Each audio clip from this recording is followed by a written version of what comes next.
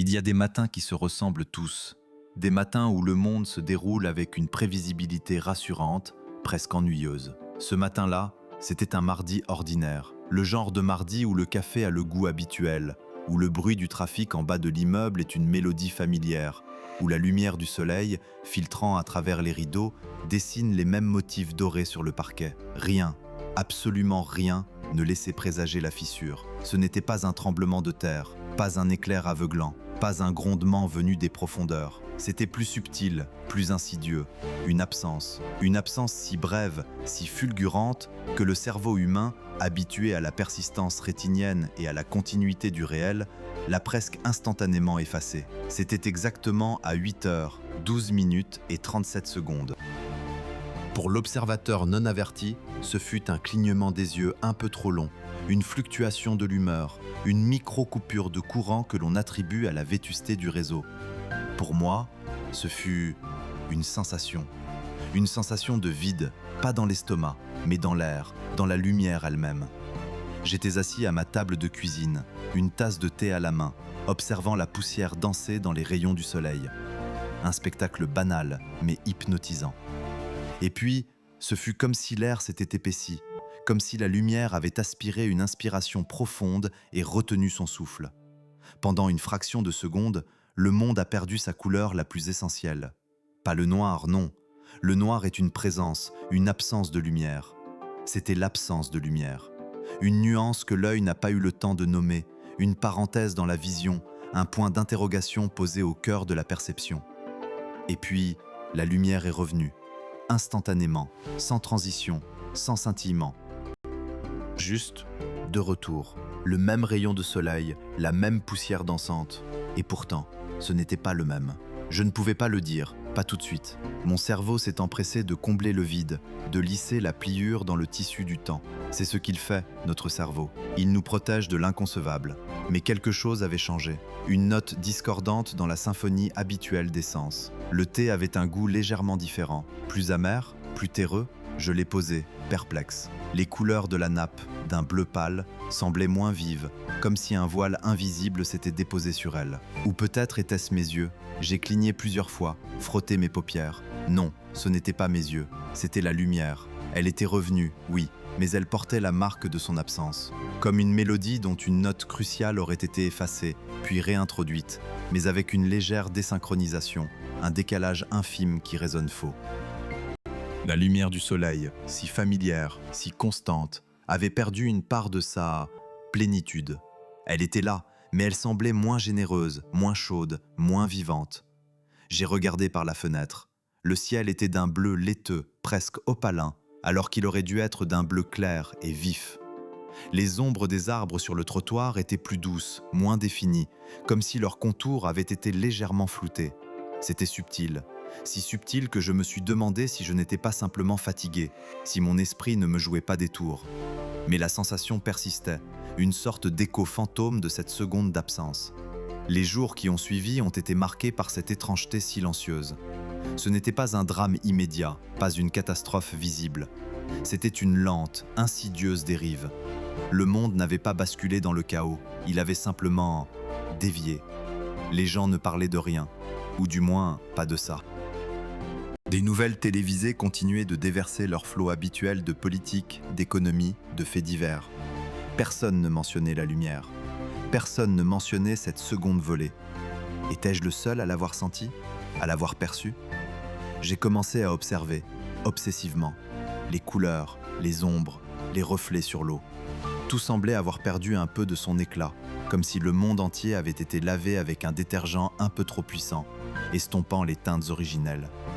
Le vert des feuilles n'était plus aussi profond, le rouge des briques moins vibrant, le jaune des fleurs plus pâle. Les nuances étaient toujours là, mais leur intensité, leur essence, avaient été diluées. C'était une perception altérée de la réalité, pas une réalité altérée, du moins pas encore. Ou peut-être les deux à la fois. C'était comme vivre dans un tableau dont la palette aurait été légèrement modifiée par un artiste invisible, un peintre cosmique qui aurait décidé, d'un coup de pinceau inaudible, de changer la température du couleur du monde. Les conséquences les plus immédiates, pour moi, ont été d'ordre psychologique. Une légère anxiété, une impression de ne plus être tout à fait en phase avec le monde.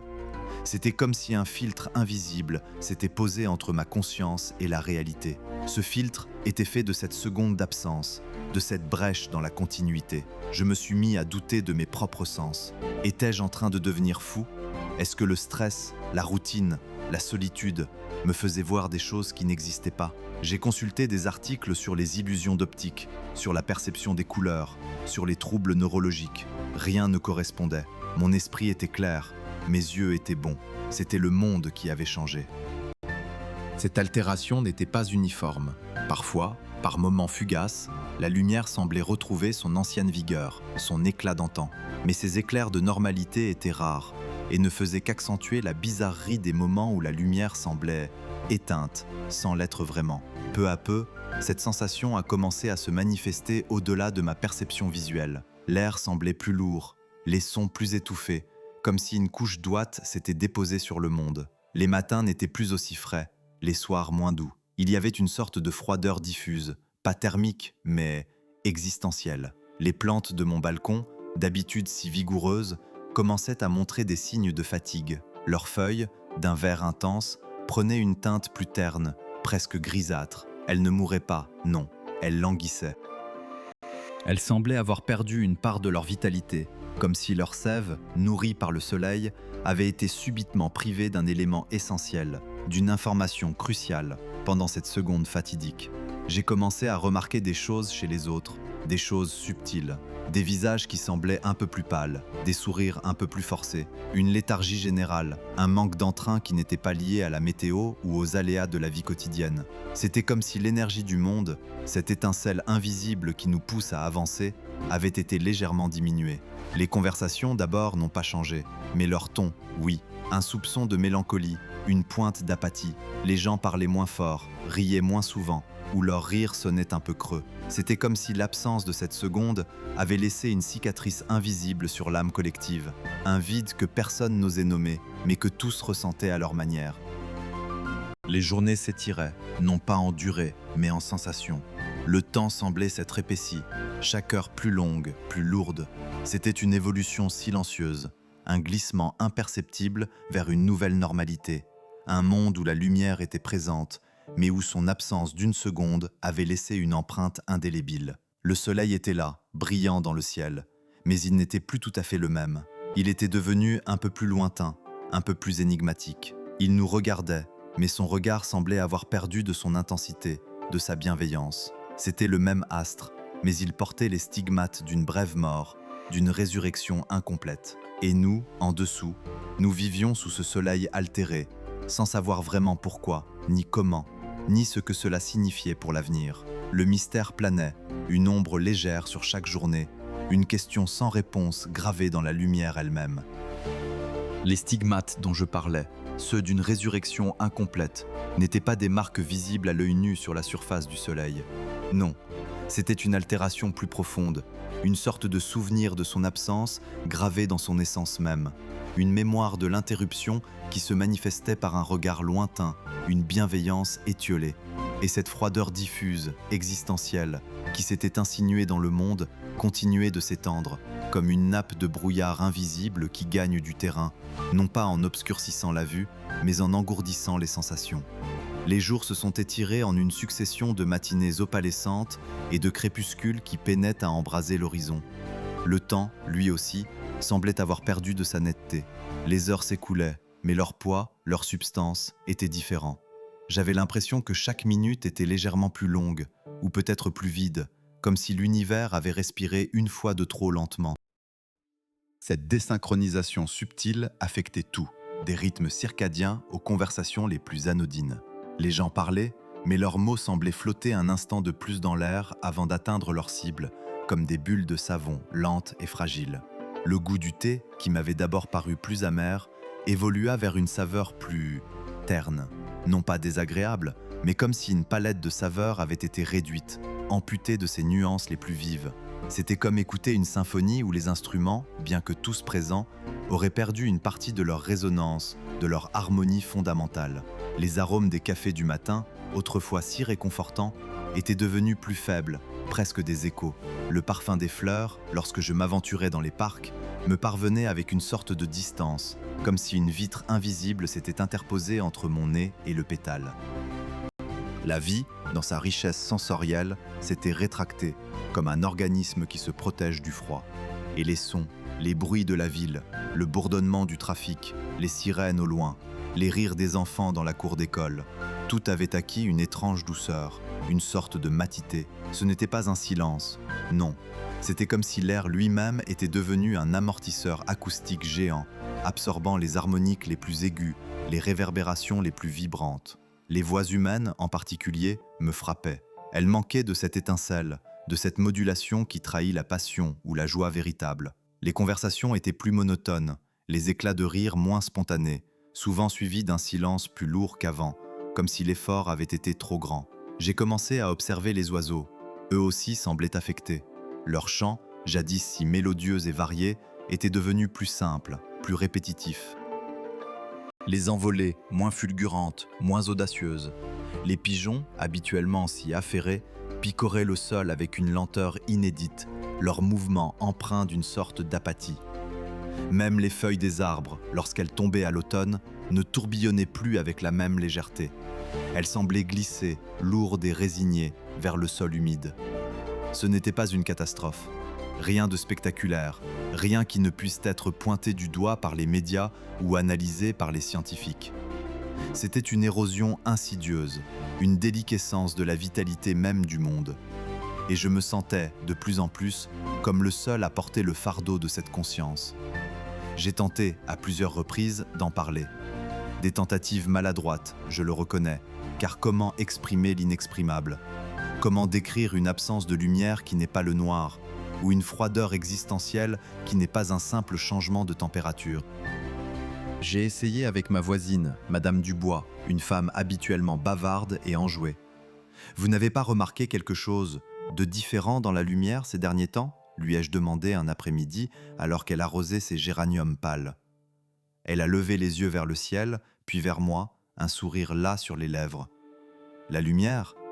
Ah, c'est vrai que le temps est un peu maussade, n'est-ce pas ? On dirait que l'été n'en finit plus de s'éteindre. » Elle avait perçu un changement, oui, mais elle l'avait rationalisé, l'avait ancré dans le familier, le prévisible. Le temps maussade, la fin de l'été. Elle ne voyait pas la fissure, la pliure dans le tissu du temps. Elle ne ressentait pas la note discordante. Ou peut-être la ressentait-elle, mais sans le savoir, sans l'identifier, l'intégrant simplement à un vague malaise général. J'ai persisté avec d'autres. Mes collègues au bureau, dont les plaisanteries avaient perdu de leur mordant, dont les pauses café étaient devenues des silences partagés. Vous trouvez que les couleurs sont un peu moins vives ? Un haussement d'épaule. C'est la pollution sans doute, ou mes lunettes qui vieillissent, a dit l'un en riant d'un rire qui sonnait creux. Chaque tentative me renvoyait à mon propre isolement. Il vivait dans le même monde que moi, mais il le percevait à travers un filtre différent.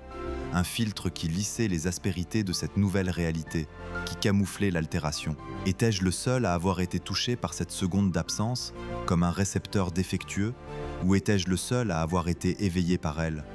Cette question me hantait, me rongeait. Je me suis mis à lire des articles sur la perception, sur la psychologie des foules, sur les théories du complot même, espérant trouver une explication, un écho à mon expérience. Rien. Absolument rien qui ne colle parfaitement. J'étais le seul déphasé, le seul à vivre dans un monde dont la copie était légèrement floue, légèrement décolorée. Cette solitude de la perception était un poids lourd. Elle transformait chaque interaction en une sorte de performance, où je devais faire semblant de ne pas remarquer le manque, de ne pas ressentir l'absence, pour ne pas passer pour un fou. Je riais un peu moins fort, je parlais un peu plus doucement, je m'efforçais de me fondre dans cette léthargie collective, de ne pas détonner.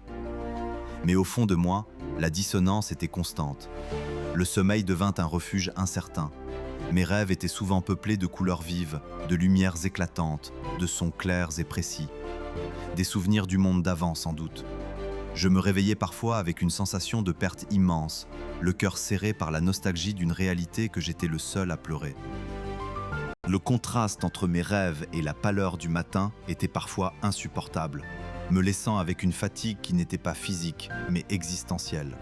La nature, elle aussi, semblait avoir perdu son élan vital.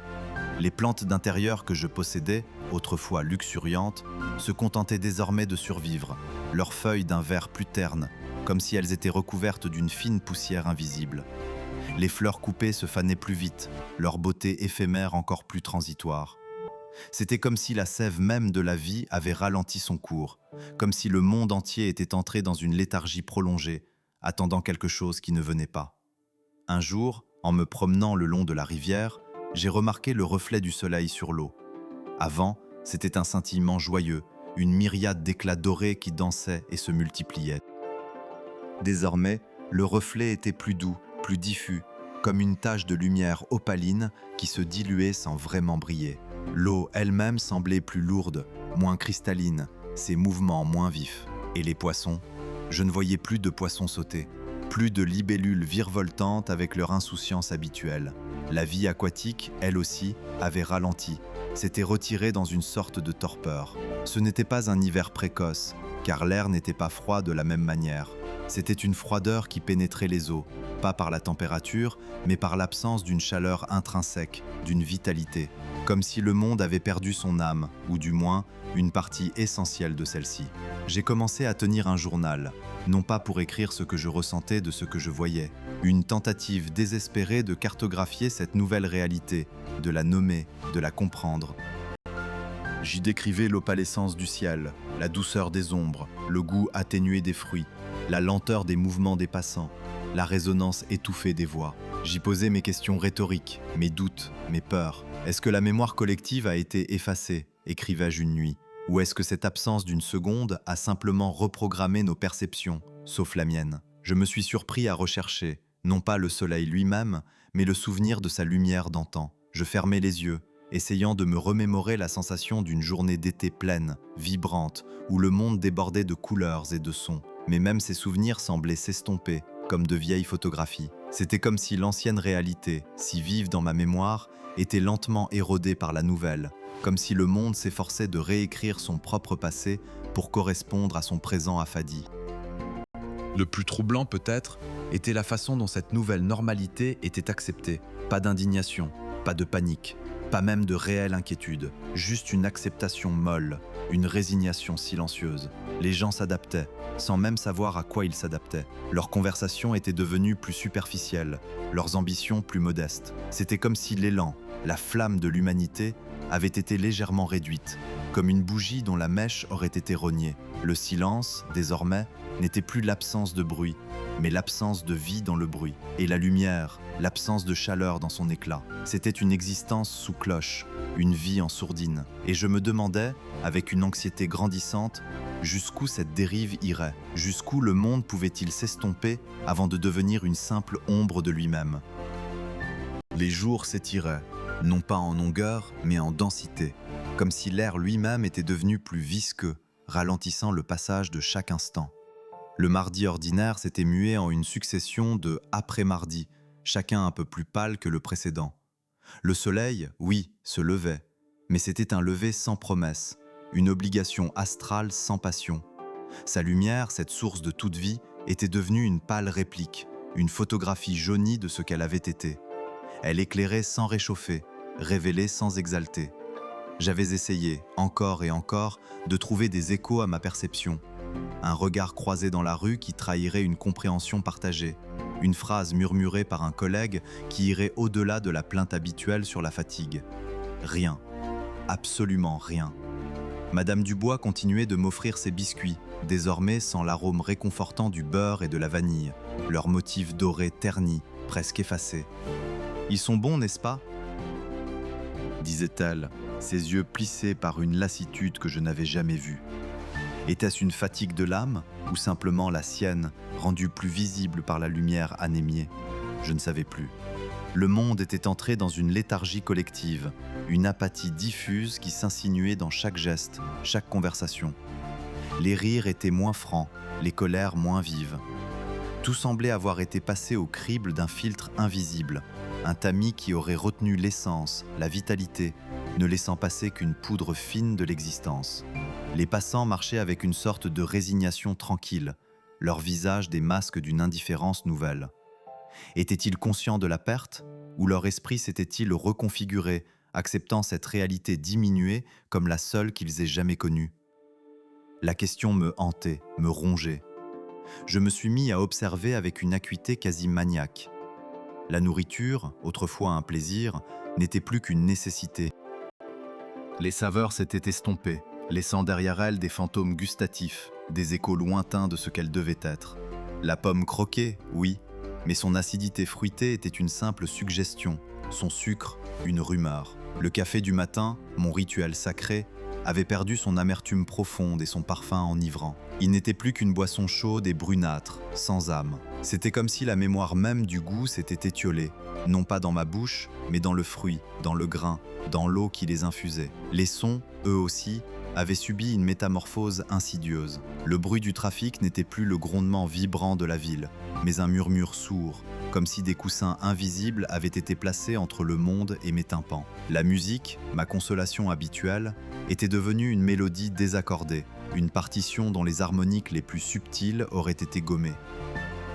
Les instruments sonnaient juste, mais sans résonance, sans l'éclat de leur timbre. C'était comme écouter de l'eau couler à travers un filtre trop fin, retenant la substance, ne laissant passer qu'un liquide insipide. Les voix humaines, même celles des enfants, avaient perdu leur clarté, leur pétillement. Elles étaient devenues douces, trop douces, comme si chaque mot était prononcé à travers un voile de coton. Cette absence de résonance, c'était cela, la clé. Ce n'était pas seulement la lumière qui manquait, ni la couleur, ni le goût, ni le son. C'était la profondeur même de l'expérience qui s'était évaporée.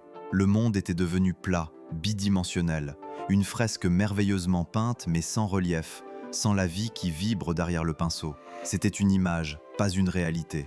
Et cette image, elle continuait de se décolorer, jour après jour. J'ai commencé à tenir un journal, non pas pour écrire mes pensées, mais pour noter les nuances, les micro-altérations. La façon dont l'ombre d'un nuage sur le trottoir ne semblait plus aussi nette, ses bords comme effilochés par une main invisible. Les reflets dans l'eau de la fontaine, qui jadis dansaient avec une gaieté insouciante, étaient désormais statiques, opaques, comme des morceaux de miroir brisés jetés à la surface. Et les étoiles? Les nuits étaient devenues plus sombres, c'est vrai, mais les étoiles ne brillaient pas avec plus d'éclat. Au contraire, elles étaient devenues des points de lumière plus faibles, plus lointains, comme si la distance entre elles et nous s'était infiniment accrue. Une distance non pas spatiale, mais existentielle. La nature, elle, semblait souffrir le plus visiblement. Les arbres, dont le feuillage vert vif avait été ma joie, étaient devenus d'un vert de gris uniforme, leurs feuilles pendues comme si une fatigue éternelle les avait gagnés. Les fleurs, rares, s'épanouissaient avec une lenteur douloureuse, leurs couleurs fanées avant même d'avoir pu éclore pleinement.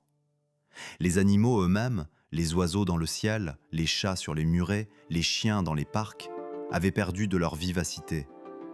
Leurs mouvements étaient plus lents, leur regard plus éteint. Ils ne couraient plus avec cette joie pure, cette énergie débordante d'autrefois. Ils se contentaient d'exister, d'une existence mesurée et silencieuse. Une froideur diffuse, je l'avais déjà sentie, mais elle s'était intensifiée, devenant une composante intrinsèque de l'air. Ce n'était pas le froid de l'hiver, mais une absence de chaleur vitale, une gelée qui ne figeait pas l'eau, mais l'âme. Elle s'infiltrait dans les murs, dans les vêtements, dans la peau. Une froideur qui ne se mesurait pas au thermomètre, mais dans le silence des cœurs, dans le manque de spontanéité des êtres. C'était la température d'un monde qui oubliait comment brûler, comment vibrer. Mes tentatives de partager mes observations avec d'autres étaient devenues plus rares, plus désespérées. Chaque fois, le même mur d'incompréhension, les mêmes regards vides, la même rationalisation paresseuse. C'est la pollution, c'est le stress, tu devrais te reposer. J'étais devenu un paria de la perception, un homme qui voyait un monde que personne d'autre ne reconnaissait. J'étais le seul à me souvenir de la couleur rouge intense d'une rose, de la mélodie pleine d'un violon, de la chaleur bienveillante d'un rayon de soleil. Les autres, eux, vivaient dans cette réalité appauvrie, la prenant pour la seule vérité. Étaient-ils protégés par leur inconscience ou étais-je condamné par la mienne? Parfois, un bref instant, j'avais l'impression de capter une anomalie encore plus subtile, une fissure dans la fissure. Par exemple, en regardant mon reflet dans une vitre, il me semblait que mon image clignotait, une fraction de seconde, comme si une autre version de moi-même, plus nette, plus colorée, était sur le point d'apparaître avant de se résorber. Un flash, une réminiscence. Ou les ombres. J'avais remarqué que les ombres n'étaient plus aussi uniformes. Parfois, un coin d'ombre semblait plus dense, plus opaque que le reste, comme si la lumière, en s'éloignant, avait laissé derrière elle une concentration de son absence. C'était fugace, presque imperceptible, mais cela me confirmait que la dérive continuait, que le monde n'était pas stable dans sa nouvelle normalité. Il continuait de se défaire, millimètre par millimètre. La pliure dans le tissu du temps que j'avais ressenti au début s'était transformée en une sorte de réverbération constante, une onde de choc silencieuse qui se propageait à travers le réel. C'était comme si l'événement initial, l'absence d'une seconde, n'avait pas été un fait isolé, mais le déclencheur d'un processus fractal, chaque petite défaillance en engendrant d'autres, plus petites encore, à l'infini. La réalité était en train de se désagréger, non pas violemment, mais par une érosion lente, patiente, inexorable. Je passais des heures à ma fenêtre, observant le monde, non pas pour y trouver du réconfort, mais pour y déceler les stigmates de cette évanescence. Les façades des immeubles, autrefois vibrantes sous le soleil, étaient devenues des aplats de gris. Les gens qui passaient en dessous semblaient glisser plutôt que marcher, leurs pas étouffés, leurs silhouettes floues, comme des figures découpées dans un rêve. La poussière qui dansait dans les rares rayons de lumière n'était plus dorée, mais d'un blanc opalin, lourd, comme des cendres d'un passé oublié. Je n'avais plus d'espoir de revenir à l'avant. Cette réalité était la nouvelle. Ma seule raison d'être désormais était d'être le témoin, le scribe silencieux de cette lente déliquescence. Je me sentais comme le dernier gardien d'une bibliothèque en feu, dont les livres ne brûlaient pas par les flammes, mais s'effaçaient, mot après mot, page après page, sous un regard indifférent. Je devais me souvenir, pour eux tous, me souvenir de la couleur du ciel avant qu'il ne devienne laiteux, du chant des oiseaux avant qu'ils ne se taisent, de la chaleur du soleil avant qu'il ne devienne un simple projecteur cosmique. Ce n'était pas une catastrophe spectaculaire, non. C'était quelque chose de bien plus profond, plus insidieux. Une catastrophe de l'être, de l'essence. Le monde n'avait pas explosé, il n'avait pas implosé. Il s'était simplement évaporé, une parcelle à la fois, dans une dissonance silencieuse. Et moi, je restais là, à la fois dedans et dehors, le seul à entendre la musique fantôme d'un monde en train de s'éteindre, note après note.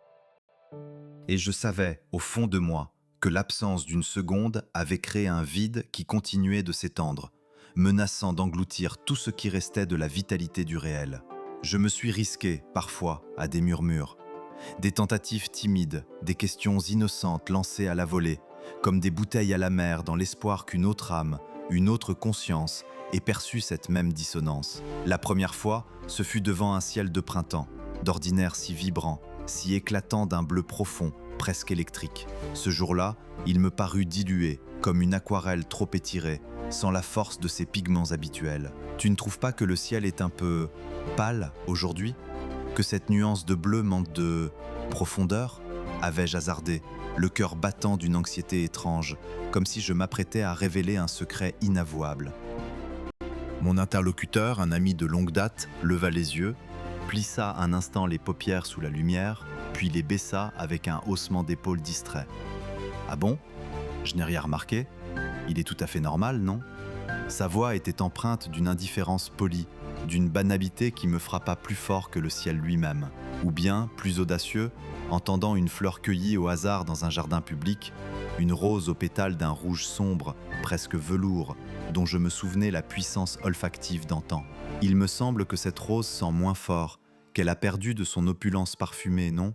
Moins vif. Le souvenir de son parfum entêtant, de cette explosion de douceur et d'épices qui emplissait l'air, était encore si frais dans ma mémoire qu'il rendait le présent encore plus décevant. La personne à qui je l'attendais, une connaissance occasionnelle, la porta à son nez avec un geste machinal, inspira, puis sourit d'un air un peu contraint. « Oh, je la trouve très bien, moi.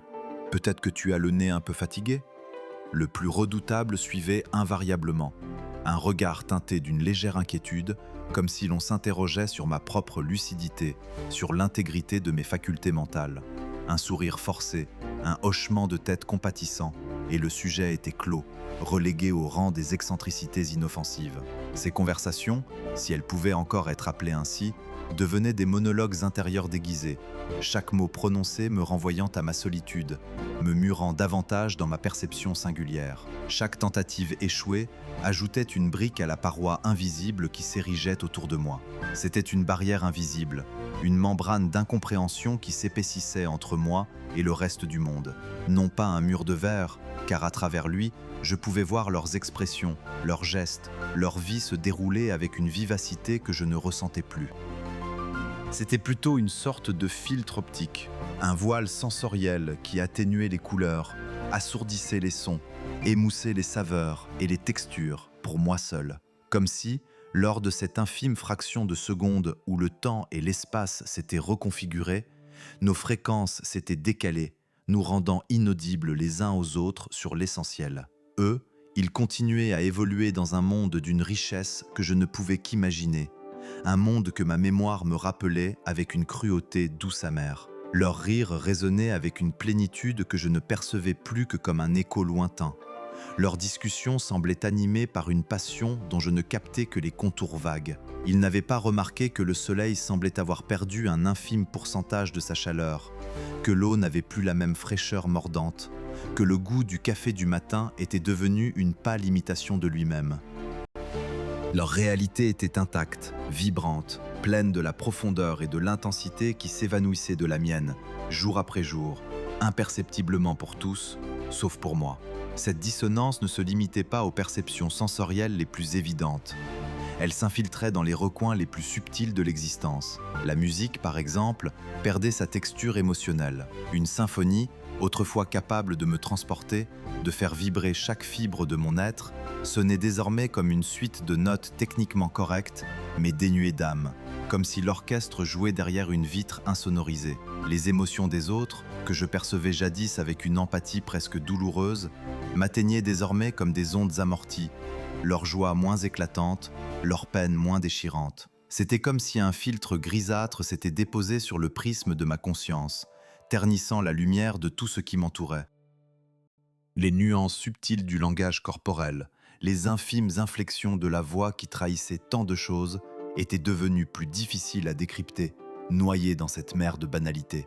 Je les observais, ces gens, avec une curiosité presque scientifique, m'efforçant de comprendre ce qu'ils voyaient, ce qu'ils ressentaient, pour tenter de reconstruire mentalement le monde tel qu'il devait être pour eux. Le plus insidieux, c'était la façon dont cette perception altérée sapait ma confiance en ma propre réalité. Étais-je en train de sombrer dans une forme de folie douce, une hallucination collective inversée où seul mon esprit fabriquait le déclin? Ou étais-je le seul à percevoir une vérité plus vaste, une lente érosion du monde lui-même, un changement imperceptible pour la majorité, mais flagrant pour moi? La ligne entre subjectivité et objectivité devenait floue, dangereusement poreuse. Chaque matin, en ouvrant les yeux, une anxiété sourde m'étreignait. Qu'allais-je découvrir de plus terne aujourd'hui? Quelle nouvelle nuance de gris allait s'être immiscée dans la palette de ma vie? Les souvenirs devenaient mes seuls points de repère fiables. Je me raccrochais à eux avec une ferveur désespérée, les polissant mentalement pour en raviver l'éclat. Je me souvenais de l'orange incandescent d'un coucher de soleil d'été, de l'odeur âcre et enivrante de la terre après la pluie, du frisson précis de l'eau froide sur ma peau. Ces souvenirs étaient des encres dans un océan de décoloration, des preuves irréfutables que le monde avait été différent, plus riche, plus vivant. Cette quête de validation, cette recherche désespérée d'une âme sœur perceptive, s'était transformée en une obsession silencieuse. Je lisais, je cherchais des récits similaires dans la littérature, la philosophie, la science-fiction. Y avait-il des mythes anciens parlant de mondes perdant leur éclat, de réalités s'estompant? Des théories scientifiques sur des changements dimensionnels ou des altérations subtiles de la matière? Chaque piste était explorée avec une intensité fébrile, souvent pour aboutir à une impasse, à des textes qui, bien que fascinants, ne reflétaient jamais précisément ma propre expérience. Je me sentais comme un explorateur solitaire, ayant découvert un continent invisible, incapable d'en rapporter des preuves tangibles à ceux qui continuaient à naviguer sur des mers familières. Le silence des autres n'était pas un signe de leur ignorance, mais de leur inaptitude à percevoir ce que je percevais. Et cette distinction était cruciale, car elle éloignait l'idée de ma folie pour la remplacer par celle d'une solitude cosmique. Les relations humaines, autrefois source de réconfort et de joie, devenaient des exercices d'équilibrisme. Comment partager une expérience si fondamentale et si singulière? Comment aimer quelqu'un quand on ne peut pas partager la même réalité sensorielle? Les conversations tournaient autour de banalités, de sujets sûrs, évitant soigneusement tout ce qui aurait pu me pousser à évoquer ma perception altérée. Je me surprenais à acquiescer, à sourire, à feindre l'enthousiasme pour des choses qui me semblaient fades, afin de ne pas semer le doute ou l'inquiétude chez mes proches. Cette façade, si bien construite, était épuisante. Chaque interaction était une performance, chaque mot une réplique apprise pour maintenir l'illusion de normalité. L'intimité, la vraie, celle qui se nourrit du partage des mondes intérieurs, m'était désormais refusée. Je devenais un observateur distant de ma propre vie, un acteur dans une pièce dont je ne pouvais plus ressentir la profondeur des émotions. Le phénomène ne cessait de s'étendre, de se raffiner. Ce n'étaient plus seulement les couleurs ou les odeurs, c'était la texture même du temps qui semblait s'être modifiée, s'étirant ou se contractant d'une manière qui ne correspondait plus à la cadence universelle. Les journées s'écoulaient parfois avec une lenteur accablante, chaque minute pesant de tout son poids décoloré, tandis que d'autres fois, des semaines entières passaient comme un fondu enchaîné, sans que je n'en retienne la moindre impression vive. Les sensations physiques elles-mêmes étaient affectées. Le vent sur ma peau n'avait plus la même caresse revigorante. La douleur d'une petite coupure était moins aiguë, presque lointaine. C'était comme si mon corps lui-même s'adaptait, ou plutôt s'anesthésiait progressivement à cette réalité en demi-teinte. La vie perdait de sa rugosité, de ses aspérités, mais aussi de sa splendeur. Elle devenait lisse, uniforme, et par là même étrangement ennuyeuse, malgré la tragédie personnelle que cela représentait. Je me suis parfois demandé si cette altération était une forme de protection. Peut-être que le monde, dans sa course folle vers une fin inconnue, commençait à se dégrader, et que mon esprit, plus sensible, plus perméable, était le premier à en percevoir les signes avant-coureurs, une sorte de sentinelle involontaire, condamnée à assister à la lente désintégration de la beauté. Si tel était le cas, alors mon isolement n'était pas une malédiction, mais une mission, un fardeau unique, une mission sans partage, sans espoir d'être compris, mais qui donnait un sens, aussi ténu soit-il, à cette perception singulière. Cette pensée, aussi sombre fut-elle, apportait une étrange consolation. Elle me permettait de transformer ma solitude en une forme de dignité, de transformer ma perception en une forme de vérité, même si elle n'était que mienne. Dans mon quotidien, chaque geste, chaque observation était teintée de cette conscience particulière. Marcher dans la rue n'était plus une simple promenade. C'était une étude anthropologique, une confrontation constante avec ce que je percevais et ce que je savais être la norme pour les autres. Les façades des immeubles, autrefois vibrantes de leurs briques rouges ou de leurs pierres grises, me semblaient maintenant lavées, leurs détails estompés. Les voix des passants, leurs éclats de rire ou leurs plaintes, étaient comme des ondes sonores filtrées, ne parvenant à mes oreilles qu'après avoir traversé une couche d'ouate. Le goût d'une pomme, croquée avec l'espoir de retrouver sa saveur acidulée et croquante, ne laissait qu'une impression de douceur générique, sans caractère. Je m'efforçais de me concentrer, de forcer mes sens à retrouver la vivacité perdue. Mais c'était un combat perdu d'avance. Le monde tel que je le percevais s'était installé, et il refusait de céder. Pourtant, au milieu de cette décoloration, j'ai commencé à trouver une forme étrange de beauté. Une beauté dans la nuance, dans les subtilités des teintes pâles, dans la mélancolie des sons assourdis. Comme si, en perdant l'éclat flamboyant, j'avais gagné une nouvelle appréciation pour la délicatesse, pour l'évanescence. Les couchers de soleil, bien que moins vifs, déployaient des dégradés de pastel d'une douceur infinie, des roses et des mauves que je n'aurais peut-être pas remarqués auparavant, aveuglés par la puissance de l'orange et du rouge. Les murmures du vent, autrefois éclipsés par des bruits plus forts, prenaient une nouvelle importance, porteurs d'une poésie discrète. J'apprenais à voir au-delà de l'évidence, à chercher la beauté dans ce qui restait, dans la résilience de la vie même, qui continuait à exister, même en demi-teinte. Ma solitude, bien que toujours présente, n'était plus seulement un fardeau, mais aussi un espace, un sanctuaire où je pouvais explorer cette nouvelle esthétique, cette nouvelle façon d'être au monde. Le futur restait une énigme. Allais-je un jour me réveiller et retrouver le monde tel qu'il était? Ou allais-je continuer à glisser vers une réalité de plus en plus éteinte, jusqu'à ce que tout ne soit plus qu'un monochrome silencieux. L'idée d'une acceptation complète de cette condition unique commençait à germer. Non pas une résignation amère, mais une forme de paix, la reconnaissance que cette perception était désormais ma vérité, mon chemin. Peut-être qu'il y aurait d'autres âmes, un jour, qui percevraient ce même décalage, mais en attendant, je serais le gardien de cette vision singulière. Je continuerai à murmurer mes questions, non plus dans l'espoir d'une réponse, mais comme un rituel personnel, un témoignage silencieux de ce que je voyais et de ce que les autres ne voyaient pas.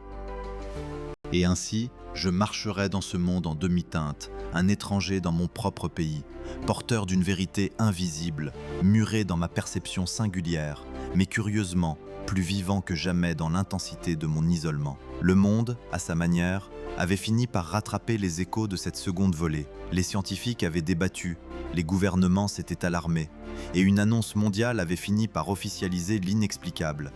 Une disparition solaire d'une seconde, une infime déviation orbitale, un rappel de notre fragilité cosmique. Des sentinelles solaires avaient été mises en place, la collaboration internationale renforcée, la science bousculée.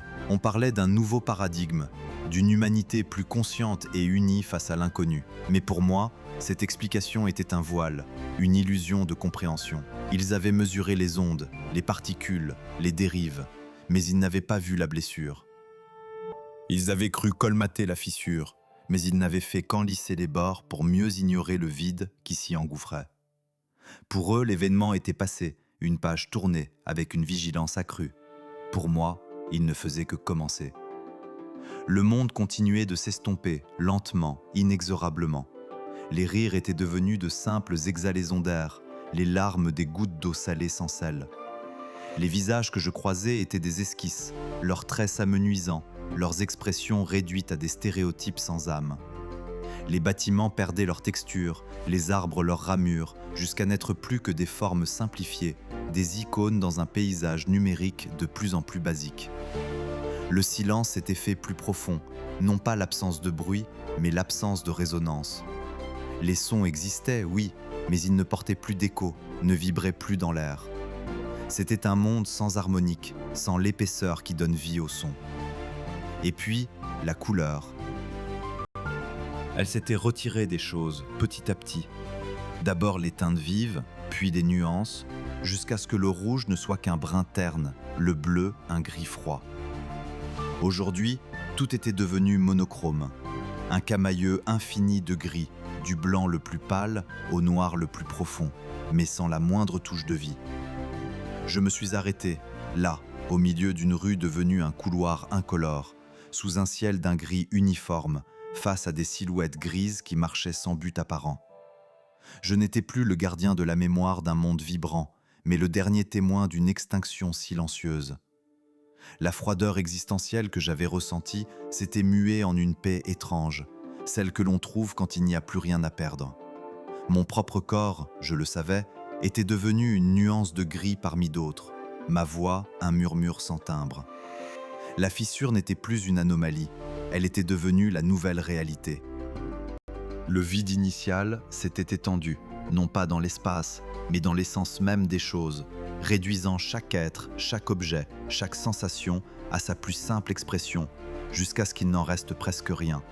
Et alors seulement j'ai compris. Ce n'était pas le monde qui s'estompait, c'était le monde qui s'était estompé. Et je n'étais pas celui qui voyait l'érosion, j'étais celui qui était l'érosion, le dernier souvenir, la dernière touche de couleur dans un univers qui avait tout simplement décidé de se retirer, de se défaire, de n'être plus. Et puis, il n'y eut plus rien, juste le gris, infini, silencieux, et l'absence, enfin totale.